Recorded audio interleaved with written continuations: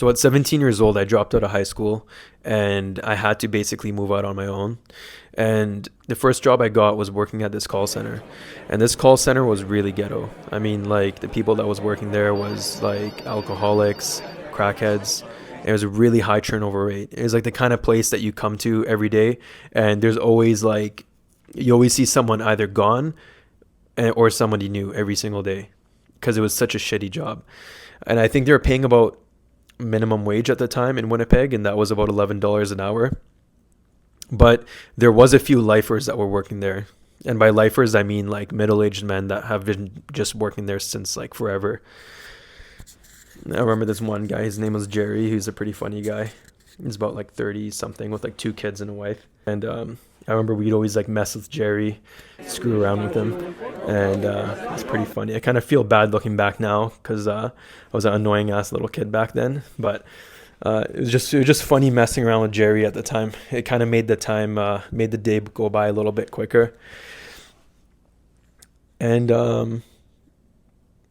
yeah, and I remember just thinking like, damn, this guy, he's working here his whole life. That's crazy.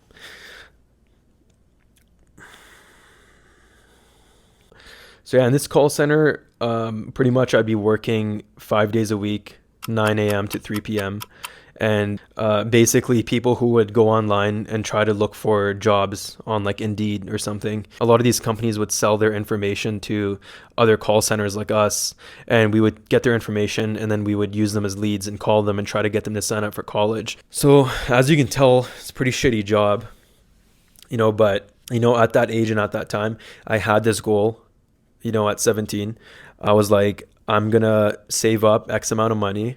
And by the summertime, I'm going to move to Edmonton, where I'm going to go to barbering school, and I'm going to complete barbering school, and I'm going to become a barber all before I turn 18. And, during this time, of course, since I'm under 18, I couldn't get my own apartment. And I found this one place in Winnipeg. It was right in the ghetto, in the downtown.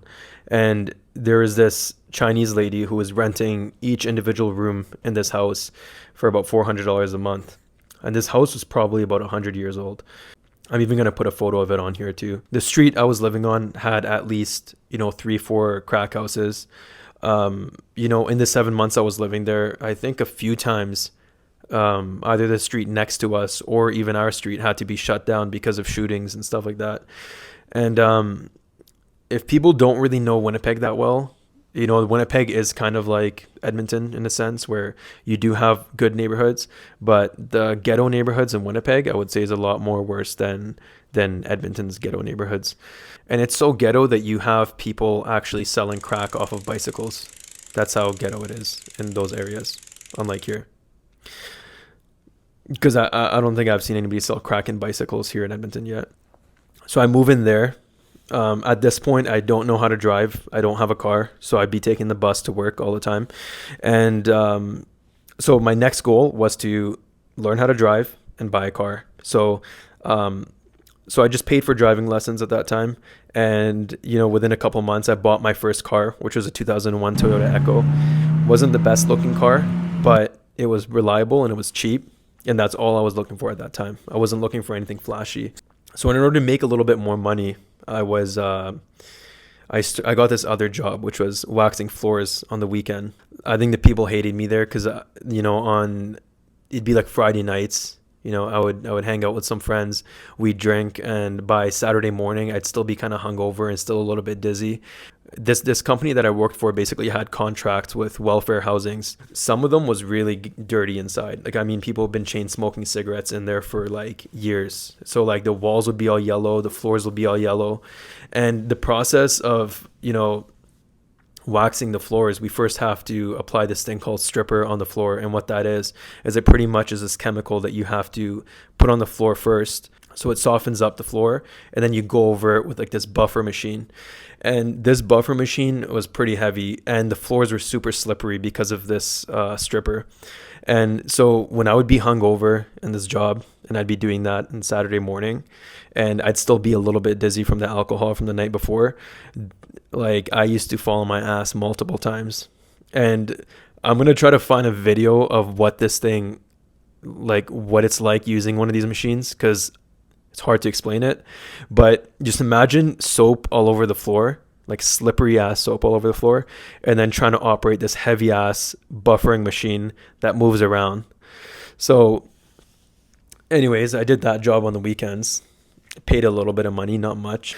But yeah, it was all about, during this time, it was all about budgeting, you know? It wasn't so much about having fun or partying or living my life, because I had that goal of moving to Edmonton. So my goal was just to save up a certain X amount of money and move to Edmonton.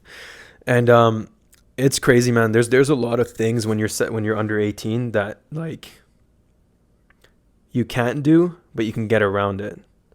And this is one of those things that, you know, I figured out. So when I bought my car, I didn't have any parent or guardian in Winnipeg at that time to, you know, go insure my car at the registry. And so apparently you don't have to be 18 to buy the car, but you do need to be 18 to register or insure the car at the time. So I remember going to the insurance place, and they're basically like, yeah, your dad has to be here to basically sign the insurance papers. And I was like, okay, well, what if my dad can't come here? What if he's injured or something? So they basically just told me like, oh, well, if your dad writes a consent form and signs it, you can basically come in by yourself and get insurance. So at that time, I just went home and I just forged, you know, a letter saying, pretending like it's my dad, and then putting his signature there and just giving it to them. And I'm like, what the hell? That's pretty easy. So finally, summertime came. I saved up enough money, and I got in my car and I drove straight to Edmonton at that time. And at this point, I didn't really, you know, have a place in Edmonton to stay at. So, and again, I was under 18, so I couldn't get my own apartment. So I remember on the way here, I was about halfway, so about 7.5 hours in, and I was in Saskatchewan at this time. And I still didn't have a place to stay at, so I was just looking through my phone and finding places on Kijiji, room rentals or something like that. And that's where I found, you know, this one Nigerian guy. He was renting rooms in his house in Clairview here in Edmonton. And I messaged him and basically told him, hey, I'm going to be arriving in Edmonton around this time. Do you have am I able to come today, the same day, and basically rent the room from you? And he's like, yeah, that's fine. You can do that. I think I may have headed out from Winnipeg around 5 a.m. and got to Edmonton at around like 8 p.m. So I get to Edmonton, get to the guy's house, give him the money, pack in my room. So at this point, it's summertime. Barbering school doesn't start until fall. So I had to get myself a summer job in the meantime until fall time comes, and then I enroll in barbering school. So I found this sales job at the time, and it was probably one of the funnest jobs I had, you know, up until this point, you know, as compared to the floor waxing and working at the the floor waxing and working at the call center. It was like a traveling job. So you'd be gone for a week out of town, and we'd basically be hitting little small towns all across Alberta or even Saskatchewan. And we'd be setting up outside of Canadian Tires and selling car wax to people. And at this point, I was still 17. And anyways, I do that job through the summertime, and then fall time comes around, and that's when the barbering school started. The course wasn't too long. It was about 2-3 months.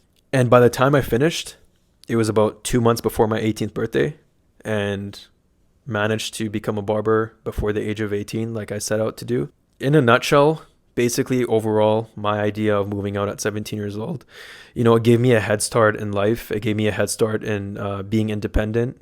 It taught me independence at a really young age, you know, things that people would probably learn a lot later in life, you know. That sense of independence and self-reliance, it's carried through all the way to my age now. And another thing about, you know, moving out at 17 is, you know, I kind of did miss out on like that whole period of being that irresponsible teenager, you know, of 17, 18, 19, 20. I got pushed into the adult world very soon, very quickly. And I feel like I learned certain responsibilities at a really young age, and I learned how to be responsible so young that I never really got to experience that kind of reckless kind of lifestyle, you know, that a lot of younger people would get to experience, or just that experience of letting loose. Because, you know, some people, at 17, 18, 19, when they want to, when they party, or they can be reckless. There's always a home to go back to. For me, I couldn't afford to be reckless at those ages. I had to be really responsible, and I had to really, lock down and really have clear goals, because, if I messed up, there's no home to go back to for me. So, and as long as you have a plan when you're moving out at such a young age, I think you can do it. If you don't have a set plan, I could really see that becoming, a bit troublesome, I think. But yeah, that's about it. That's about it for my story on moving out at 17 years old.